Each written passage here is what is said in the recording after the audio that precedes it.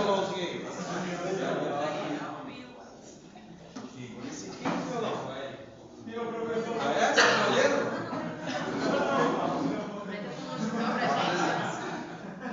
apresentar nossa prevenção através do robô. Vamos estar representando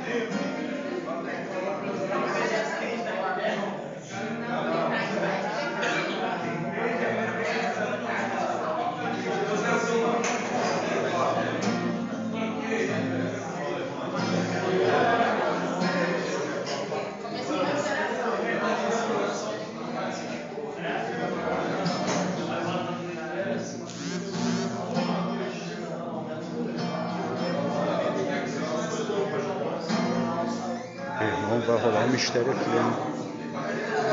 Tô sentindo que vai rolar um mistério, hein? Professor, doutor, pastor, Heinz. Já entrou na unção, já entrou no azeite.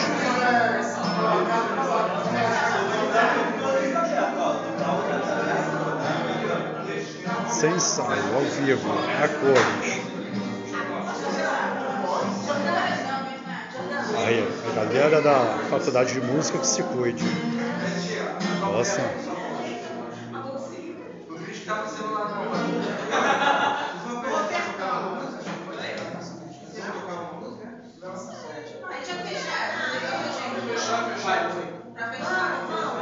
a surpresa do Paulo, ele não vai ter uma surpresa.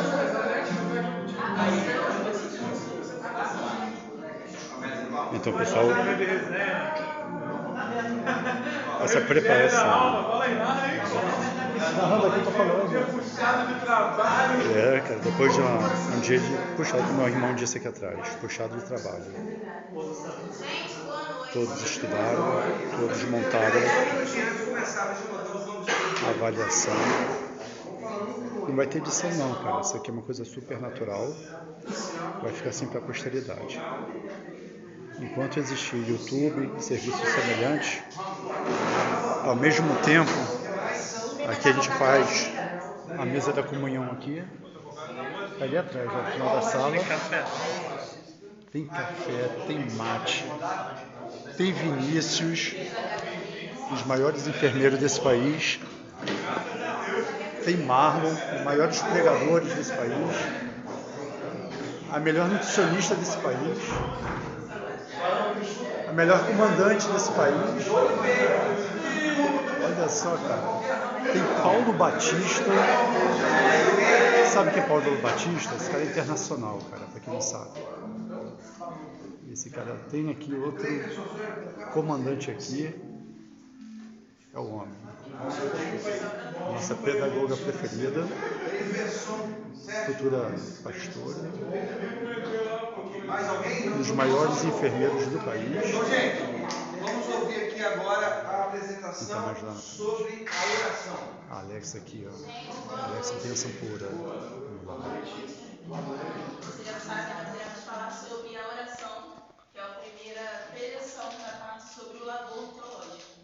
Anteriormente, nós vimos bastante de trabalho sobre a ideia dos perigos que ameaçam a teologia, sendo solidão, tribulação, dúvida e terminando com a esperança. O mesmo objeto que traz tudo isso, no final, ele proporciona a esperança. Então, Calvart começa essa preleção falando que, embora o teólogo ele passe por tudo isso, é necessário que ele assuma o labor teológico.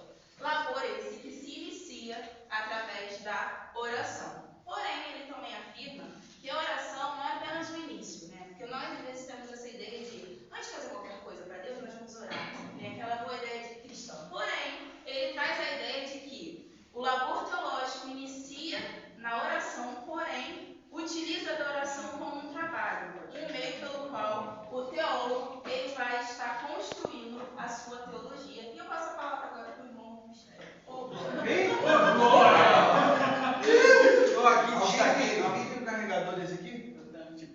sei lá o que é. Sei lá. Cara, eu já ouvi muito tempo cedo, mas aí você vai demorar a carregar aí. É melhor botar na tomada mesmo. É que o meu. Oferece tudo, cara. Mesmo tem que ser completo, né? Pois é. Porção. Vai tocar, pô? Vai tocar? Olha a porção. Então toca aí. Vamos lá. Aqui é tudo a vivo e a cores, cara. Esse momento é para a posteridade, gente. É 10 anos, 15, 20 anos, amanhã. Então aqui nós destacamos Matar saudade algumas desse frases que momento. eu botei lá na página 102, 101, algumas coisas que nos chamassem mais atenção. Não queria colocar frases inteiras.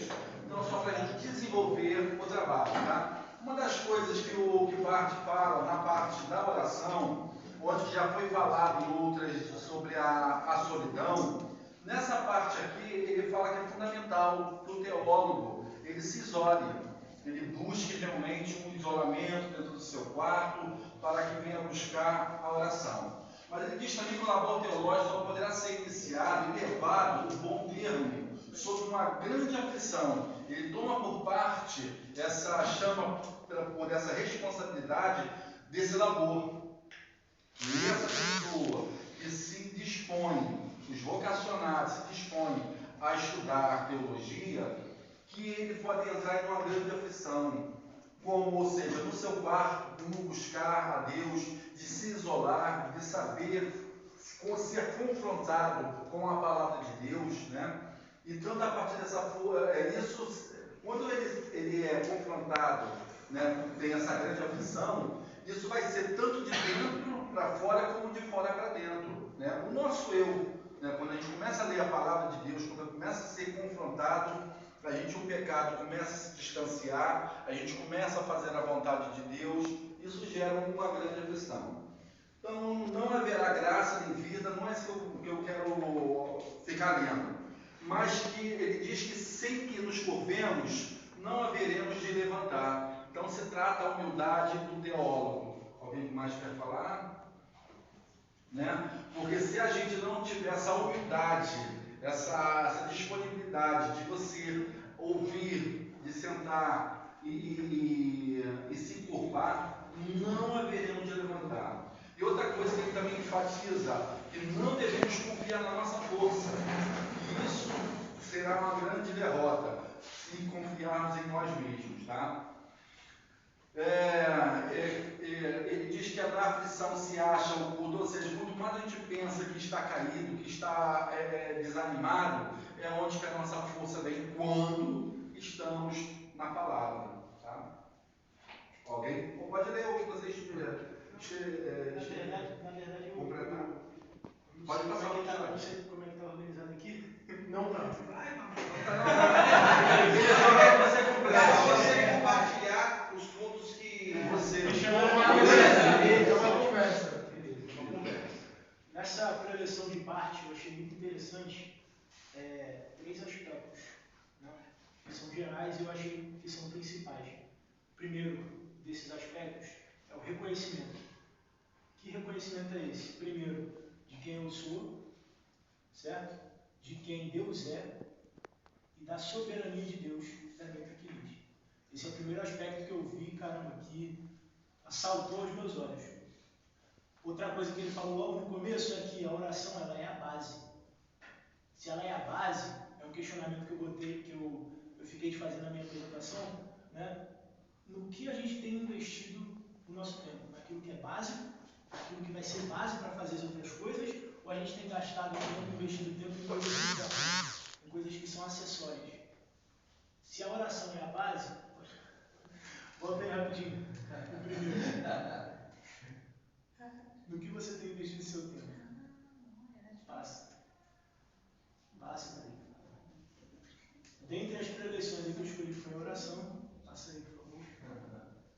Dentro da preleção da oração, parte ele vai falar sobre vários assuntos, dentre eles que a oração ela é um labor teológico, embora ela seja feita de mãos unidas e dedos cruzados, é um labor que demanda muito trabalho. E é um labor que é base para tudo.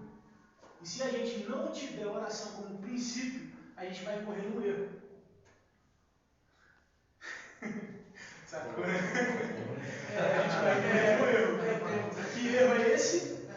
Que erro é esse que a gente vai incorrer? No de achar que eu sou alguma coisa, de que a minha própria inteligência, o meu próprio conhecer, ele é suficiente sem a graça de Deus. Só que não existe oração sem você reconhecer primeiro a soberania de Deus. Reconhecer que sem Ele você vai andar, fazer um monte de coisa, vai se sentir cansado. E que para você estar nessa jornada de oração, você precisa manter muitas vezes distância de certas coisas, se isolar para poder ter o seu momento particular com Deus. Pode passar aí, por favor. Não, o interessante ali, volta ali, que é uma coisa que é censura livre, tá, gente? Não é só para maior de 18 anos. Você é censura livre, tá? Porque maior de 18 porque é Pode passar. Esses foram os 3 tópicos importantes que eu achei, que foi o reconhecimento da soberania, né? O relacionamento que eu acabei não falando aqui ainda, mas vou abordar, e a nossa dependência de Deus. Pode passar, por favor. No reconhecimento, para passar, para conseguir ler ali atrás. No reconhecimento, né, da soberania, a gente entende o nosso lugar e o lugar de Deus. Certo? Deus, ele deve ter sempre o primeiro lugar. E eu, poxa, sobrar, beleza. Mas o primeiro lugar é Deus. A base é sempre a oração para eu reconhecer o local de Deus. Pode passar. Pegando esse gancho aqui de Deus tem que ser a base, ele tem que estar sempre no primeiro lugar, eu achei importante aqui quando ele fala que o nosso relacionamento com Deus, ele tem que estar conectado como se fosse janelas, né? Nós estarmos conectados com Deus para que essa luz que vem do alto possa nos iluminar e que a gente possa transparecer aquilo que Deus quer fazer em nossas vidas e ter essa conexão, né? Então, ele fala que a gente tem que estar conectado com Deus para que essa janela possa estar aberta, para que a luz que vem do alto possa transparecer em nossa vida e a gente possa fazer as coisas que devemos fazer, né? Para que o nome dele possa ser exaltado, né? E eu achei interessante aqui também que quando ele fala aqui que se nós não tivermos essa conexão com Deus, a gente vai se colocar no erro de fazer as coisas com os nossos próprios conhecimentos. E eu destaquei aqui uma parte que ele diz aqui, onde está o erro? O erro é que todo teólogo, mesmo que realize o seu trabalho com zelo, com fervor, mesmo que enfoque e seja mais amplo na última análise, embora a sua companhia de si mesmo. Ou seja, se nós não colocarmos a nossa confiança em Deus, se não buscarmos essa conexão com Ele, por mais que a gente se esmere a buscar, a fazer as coisas da melhor forma possível, a gente vai estar fazendo uma teologia própria, não uma teologia pautada naquilo que Deus quer, né? Cristocêntrica, né? Então, eu achei isso aí muito interessante, e a oração, ela nos conecta com Deus, né? Então, essa parte aí me chamou a atenção e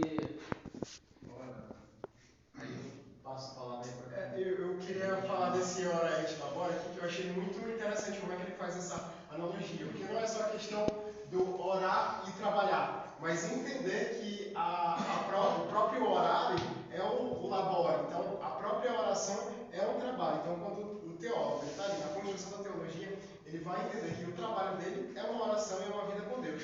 Outra coisa que ele aborda é a questão de entender que o objeto do teólogo não é um algo, mas é um alguém, é o próprio Deus. Então, quando você constrói a teologia, você está ali na sua relação, no seu relacionamento com Deus.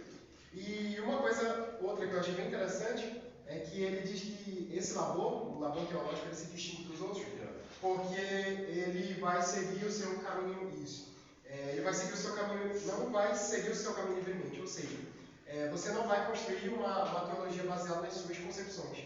Não é aquilo que eu quero acreditar que eu vou colocar dentro da Bíblia, mas é o que a Bíblia tem a nos revelar, e é aquilo que eu vou construir em em cima da Bíblia. Mas é o que a própria Bíblia tem a dizer para mim. E como é que a gente faz isso? É constantemente, todos os dias. Ele diz, assim como a benignidade, assim como a misericórdia do Senhor se renova cada manhã, o que ele diz? Assim a gente tem que buscar essa misericórdia e receber essa misericórdia e trabalhar todos os dias para a construção da nossa teologia.